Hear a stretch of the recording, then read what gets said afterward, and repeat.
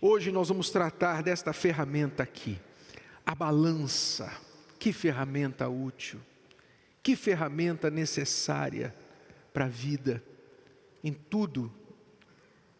Mas vamos falar especificamente sobre a vida amorosa. Naturalmente, essa ferramenta é usada para pesar, descobrir, medir o peso. E ela simboliza o que na Bíblia? Quando a Bíblia fala de balança, ela fala de equilíbrio, de justiça, de avaliação, prudência, precisão, comparação, honestidade e integridade. Tudo isso está simbolizado na balança na Bíblia. Nós vamos entender estes pontos aqui. Lá em Provérbios diz assim: balança enganosa é abominação para o Senhor, mas o peso justo é o seu prazer. Aqui, naturalmente, Deus está falando que Ele abomina, Ele não só considera um pecado o engano, enganar, um simples pecado, mas Ele considera uma abominação. O que significa abominação? O engano. Essa atitude de enganar as pessoas. Deus abomina mentira. Se você quer ser feliz no amor, uma coisa que você tem que eliminar da sua vida é a mentira, o engano. Não há como você ser feliz com ninguém, nem com você mesmo, se você recorrer ao engano, à mentira, por menor que seja. As mentirinhas, uma mentirinha do bem, mentirinha branca, né? As pessoas falam das mentiras, relevam as mentiras pequenas como se fossem mentiras do bem. A Bíblia é clara sobre a origem da mentira, é o diabo. Então, se você quer ser feliz no seu casamento, você quer construir um relacionamento sólido com alguém, nunca case, você solteiro, nunca case com uma pessoa que mente, que aceita a mentira, que engana, por menor que seja. Porque para você amar, você precisa ter uma base sólida, você precisa confiar. Confiar quer dizer, você tem que se apoiar, você tem que crer. Se a pessoa falou A, é A. Se ela falou eu estou no supermercado, ela está no supermercado. Ela não está na farmácia, ela não está na padaria, ela está no supermercado. Então, o que a pessoa fala, você tem que poder confiar nela. E se ela mente para você, e você acaba descobrindo, porque normalmente se descobre a mentira, então isso vai gerar insegurança, dúvida na outra pessoa. Então, tudo que você fizer a partir dali vai entrar em questão. E você vê, o casamento é você ser uma só com aquela pessoa. Então, vocês têm que viver, na verdade, para ser um só. Não dá para você ser um só com alguém que omite, que mente, que engana. Então, às vezes, vocês ficam tentando fazer esse relacionamento funcionar, apesar dessa verdade, apesar disso, vocês têm segredos. Ela não precisa saber, ele não precisa saber. O segredo é uma opção. Também é uma enganação, porque você está com uma pessoa que você está ali, olha, eu sou sua, você é meu, nós vamos viver o resto da vida juntos como um só. Eu não posso ter segredo, eu não posso ter nada, nenhuma parte da minha vida que esteja escondida do Renato. Não posso, nem ele, nem eu. Para a gente poder fazer essa caminhada um só corpo, como Deus criou. Mas quando você tem os seus segredos, você tem reservas. Você tem partes de você que aquela pessoa não pode acessar. Então você não consegue estar totalmente no casamento. Então por isso que muitos casais não conseguem dar certo. Porque há brechas de mentiras, de segredos, de omissão, né? Por exemplo, uma coisa muito comum hoje em dia é o que eu ganho você não precisa saber. Aquilo ali é uma parte que a esposa ou o marido não tem acesso. Por quê?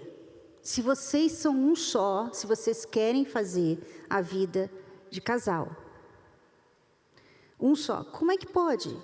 Como é que ele vai se sentir um só comigo? Como é que eu vou me sentir uma só com ele?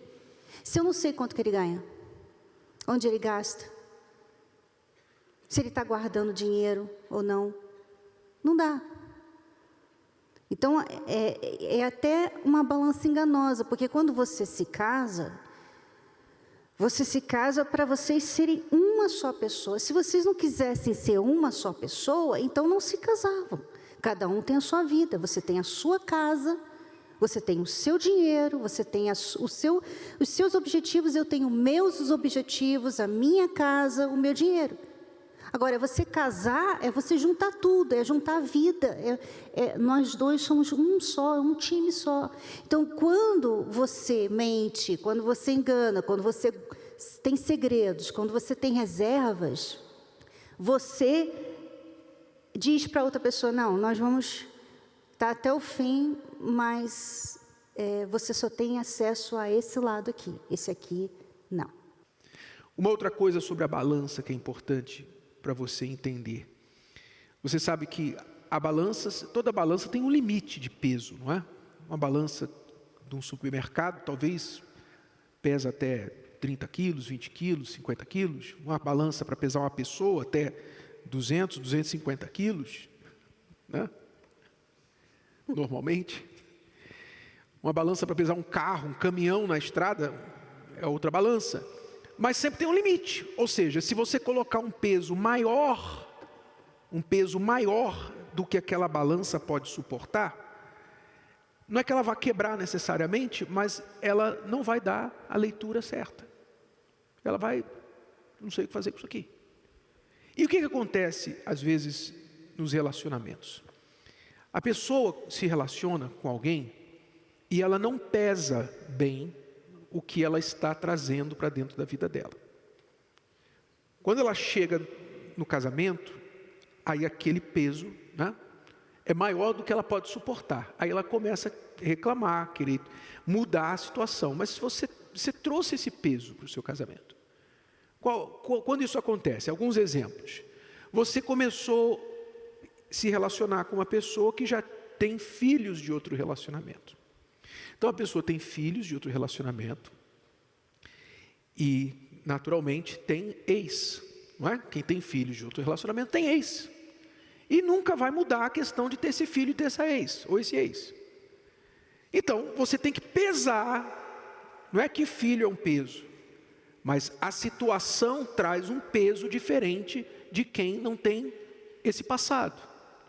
Você tem que pesar, eu estou preparado para lidar com o fato de que meu marido vai ter contato com a mãe dos filhos dele, constantemente ou regularmente. Os filhos vão me ver como a outra. Eu estou preparada para carregar. A minha balança aguenta esse peso? Porque se você acha que não vai dar, se você está no mundo de Bob achando que você vai casar com uma pessoa assim e ela vai esquecer os filhos e a ex, então você vai ter problemas. Você não vai saber o que fazer com isso, com uma balança que tem um peso maior do que ela. Então, veja se você não está levando mais peso do que você consegue carregar. Há uma passagem também na Bíblia que diz assim: pesado foste na balança e foste achado em falta.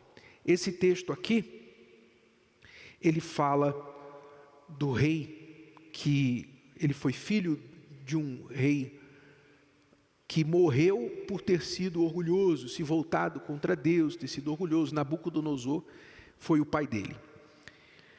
E então, esse rei não aprendeu a lição do pai.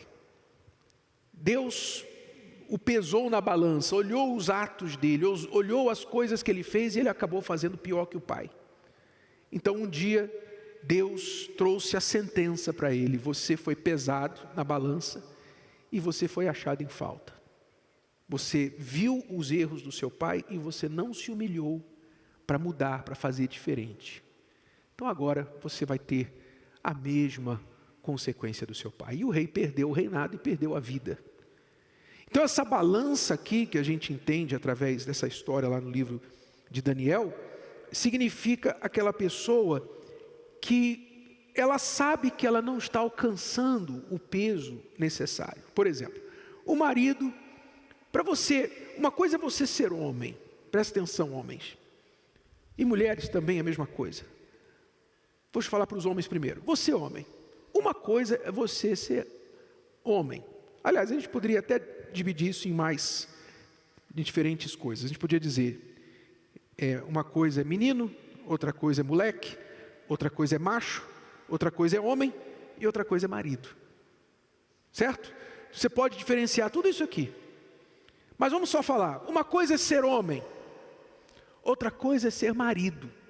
Marido tem uma altura, uma estatura muito maior de responsabilidade, de caráter, de fidelidade, de empenho. Para você ser marido, você tem que ter um peso, uma altura de responsabilidade para cumprir, para entrar nesse papel. E o que é que acontece com muitos homens? Se casam e nunca se tornaram maridos. Quer dizer, se for colocado na balança, está sempre achado em falta. Sempre achado em falta, porque ele não é um marido presente, ele não é o marido que está ali fazendo a esposa se sentir segura. Ele não tem os próprios problemas resolvidos, ele mal consegue cuidar dele, que dirá cuidar de uma esposa, de uma família. Então, se ele for colocado na balança como marido, a balança não alcança o peso. A mesma coisa, mulher. Uma coisa é ser mulher, outra coisa é ser esposa. Mulher tem um peso, esposa tem outro peso. Esposa é uma coisa, a Bíblia fala, quem acha uma esposa, acho bem. Não fala quem acha uma mulher. A mulher é fácil achar, mas esposa, quem acha uma esposa, acho bem. Acha a benevolência, a bênção do Senhor. Então, quantas mulheres, se forem pesadas na balança da esposa, são achadas em falta? Não alcança, porque não chegam à responsabilidade do que o marido precisa, a auxiliadora que o marido precisa que ela seja, a companheira, a que fortalece, a que está ali sendo parceira dele. Ela não chega a isso. Muitas mulheres hoje são inimigas do marido, são concorrentes do marido, são espinhos na carne do marido. Desculpe falar, não é o caso de todas, claro, graças a Deus não é o caso de todas, e nem de todas aqui, mas muitas mulheres hoje abraçaram a causa das mulheres e fizeram dos homens os seus inimigos. Então, com aquela atitude altiva, entra dentro do casamento, nunca se tornam esposas, nunca. Então, se pesar na balança, a balança não chega. Se você não sabe o que é ser uma esposa, se você não sabe o que é ser um marido, você vai errar.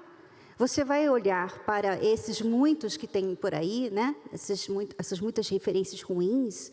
Hoje você raramente vê uma boa referência nos filmes, nas séries, nas novelas. Você raramente vê. Raramente. Porque a referência é a mulher, ou é a mulher que autoritária, que oprime o marido, e o marido bobo, um banana, que sempre está fazendo café da manhã para ela, né? Ela nunca faz café da manhã. Pode ver. Repara só, qualquer filme, qualquer série, você pode ver isso, repara só.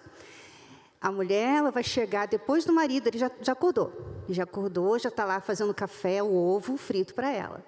E ela vai sentar no balcão e ele vai falar, você quer cafezinho? O que você quer? Quer um ovo? Quer uma panqueca? E ela, pode ser, né? E ela assim, não liga para ele, e ele ali fazendo, aí ela está assim, super ocupada, ela está muito focada, e ele normalmente não tem muito o que fazer na vida. Sabe? Essa é a referência que você vê nos filmes de Hollywood. Então, se você pega essa referência, você pensa assim, então o homem é banana, então eu não quero ser um homem casado.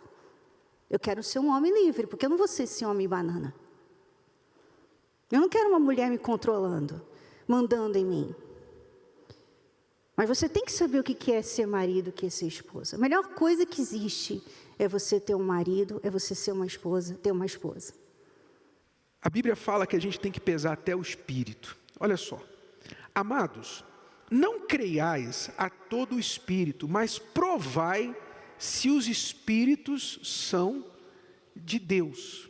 Não creiais a todo o espírito, mas provai se os espíritos são de Deus. Ou seja, a gente tem que provar, tem que colocar prova, tem que pesar até o espírito da pessoa. Solteiro, isso é importantíssimo, porque você vai casar mais do que com o corpo, você vai casar com o espírito, com a alma, a mente da pessoa, mais do que o corpo. O corpo é fácil, você vê, mas e o espírito? O que está ali dentro? Então, você tem que pesar, provar o espírito da pessoa e saber se é alguém com quem você quer passar o resto da sua vida, quer trazer para dentro da sua vida. Pesar o espírito, pense comigo, é tão forte essa palavra, porque espírito, a característica do espírito é que ele é imaterial. Como é que você vai pesar o espírito? Uma coisa que não tem matéria.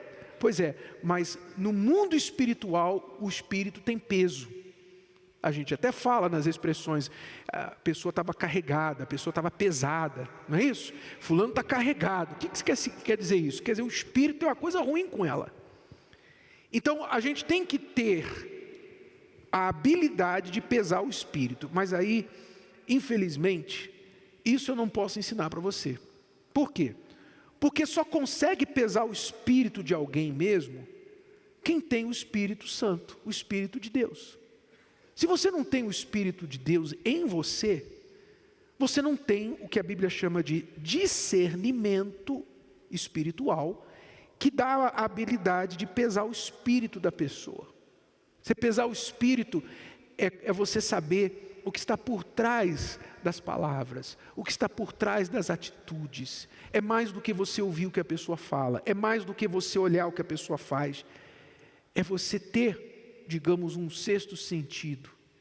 É você, às vezes você não sabe nem colocar o dedo e dizer, é isso aqui, mas o teu espírito não tem paz com o espírito da outra pessoa. E se Deus te dá essa dica, meu caro, você solteiro, solteira, se você não tem paz com o espírito da pessoa que você está considerando casar, não vá em frente. Não vá em frente. Você tem que pesar o espírito. Você que tem o Espírito Santo, digamos o teu marido não tem, tua esposa não tem, e cometeu um erro gravíssimo no casamento, traiu ou mentiu, fez o que uma pessoa que não tem o Espírito Santo é capaz de fazer, mas um erro grave, digno de acabar o casamento. Se você tem o Espírito Santo e tem o espírito de discernimento, capacidade de pesar o espírito da pessoa, você é capaz de pesar se aquele erro da pessoa, aquele pecado da pessoa é para o fim do casamento, ou se aquele erro da pessoa foi um ponto na vida dela, mas não é o espírito dela. Então, a pessoa traiu, por exemplo, é horrível. É tão horrível que Deus permite o divórcio no caso da traição. Não obriga ninguém a ficar no casamento. Mas existem pessoas que traem, mas o espírito dela não é traidor. Ela traiu porque ela não teve temor a Deus, não teve caráter, etc. Mas não é a índole dela trair, enganar, fazer isso de maldade. Então, quem tem o espírito de discernimento consegue pesar. Não, dá para eu lutar por esse casamento. Dá para eu lutar. Eu acredito que dá para eu lutar porque o espírito dela é bom. Ou você percebe, ele está chorando, arrependido, aí está dizendo que errou, que nunca vai repetir, mas você no seu espírito sabe que é só balela. O Espírito Santo mostra para você que a pessoa está te enganando. E é só questão de tempo até fazer de novo. Se você tem o Espírito Santo, você não vai se deixar levar por isso. Compreendeu? Então a Bíblia nos ensina a pesar os espíritos. Não sair por aí crendo todo o espírito, mas pesar o espírito da pessoa. Por isso você precisa do Espírito Santo. E você tem que vir domingo buscar o Espírito Santo, porque para você receber o Espírito Santo, você tem que priorizar Ele na sua vida. Eu posso falar sobre isso, mas eu não posso ensinar isso para você, porque só quem tem o Espírito Santo tem esse discernimento.